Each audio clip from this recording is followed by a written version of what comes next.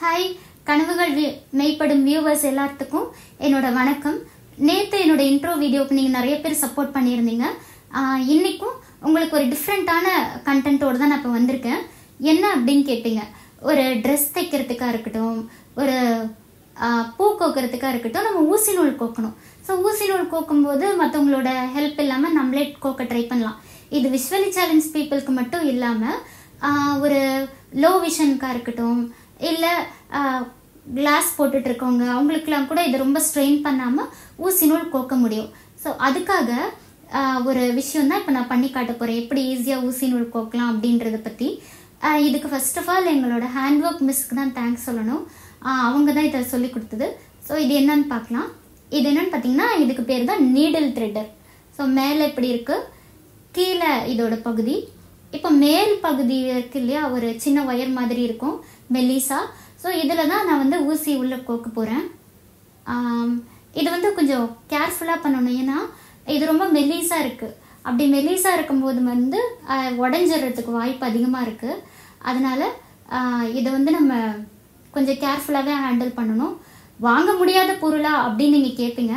அப்படிலாம் கிடையாது, வாங்க முடிகிற பொருள் தான். 4 rupees ஜஸ்ட்டு. நீங்கள் போய் கேட்டிங்கன்னா கூட கிடைக்கும். இந்த ஸ்டேஷ்னரி சின்ன கடையிலலாம், ஃபேன்சி ஸ்டோர்லாம் கேட்டிங்கன்னா கிடைக்கும். ஸோ இந்த ஷார்ப்பான பகுதியை வந்து நான் இந்த நீடில் த்ரெட்டருக்குள்ளே, ஷார்ப்பான பகுதி வந்து வெளியே இருக்கணும், ஷார்ப் கொஞ்சம் கம்மியாக இருக்குள்ள நீடில், அதை வந்து நான் உள்ளே விட்டுட்டேன். இப்போது நான் என்ன பண்ண போகிறேன்னா, நூல் கோக்க போகிறேன். இதுக்குள்ளே நூல் என்ன பண்ணணும் அப்படின்னா, ஃபஸ்ட்டு நம்ம கையில் எடுத்துட்டு இந்த நூலை வந்து இந்த ஹோல்குள்ளே உள்ளே விட்டுடணும். உள்ளே விட்டுட்டு கொஞ்சமாக வெளியே எடுத்துட்டு அந்த வெளியே எடுத்த பகுதியை பிடிச்சிக்கணும். பிடிச்சிட்டு நீடில் மெதுவாக இழுக்கணும், எதுலேயும் மாட்டிக்காமல். ஸோ இப்போ பார்த்தீங்கன்னா உங்களுக்கு ஊசிக்குள்ளே நூல் வந்துருச்சு. அவ்வளோதான். இது ரொம்ப சிம்பிள், பார்த்துருப்பீங்க.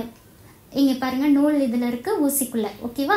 ஸோ இதை வச்சு தான் நம்ம வந்து பூ கோக்கிறது, ஊசி நூல் கோக்கிறது, தைக்கிறது எல்லாமே செய்யலாம். எனக்கு வந்து ரொம்ப ரொம்ப பிடிச்சது வந்து பூ கோக்கிறது. ஸோ இந்த ஊசி நூலுக்குள்ளே பூ கோக்கிறது எனக்கு டைம் பாஸாக இருக்கும். பூ கோக்கிறது, ஊசி நூல் கோக்கிறது எல்லாமே. ஸோ நாளைக்கு இன்னொரு வீடியோவில் எப்படி நான் ஊசி நூல் கோத்துட்டேன், எப்படி பூ கோக்கிறது அப்படின்றது பார்க்க போகிறேன்.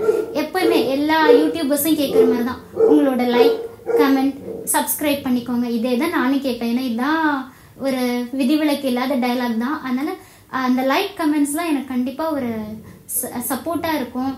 அடுத்த லெவல் போகிறதுக்கு எனக்கு யூஸ்ஃபுல்லாக இருக்கும். Thank you so much.